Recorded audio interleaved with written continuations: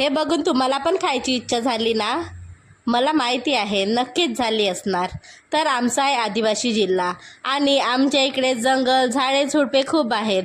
तर अशाच एका जंगलात अहो आणि त्यांचे सहकारी गेले होते मशरूम आणायला.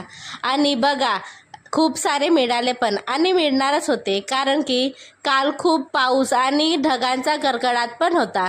तर मशरूम निघणार होतेच. आणि बघा, मशरूम सोबत यांनी रानभाजी पण आणली. याला म्हणतात हरतफरीची भाजी आणि ही आमच्या इकडे जंगलात खूप मिळते. आणि आमचा आता बघून राहिले पप्पांनी काय आणले म्हणून. बघा, एवढे सारे मशरूम आणले. दोघात वाटणी करून थोडे कमीच झाले, पण ठीक आहे, आम्हाला होतात एवढे तर खूपच होतात.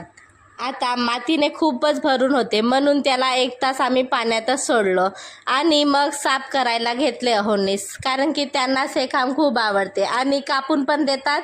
फक्त मला भाजीच करायची असते, म्हणून मला काही टेन्शन नसते या कामाचं. स्वच्छ झाल्यावरती असे कायचे दिसून राहिले आणि एकाकडे अथांगचं जेवण पण सुरू होतं. मग भाजी करायला घेतली आणि या मशरूमला आमच्या इकडे तर सोन्याचा भाव आहे आणि तुमच्या इकडे मिळत असणार नेहमीच, पण ते पॅकेटमधले, ते स्वतःवरून पिकवलेले, पण हे नॅचरली ओरिजिनल आहेत. तर याची चव कायशी वेगळीच लागते.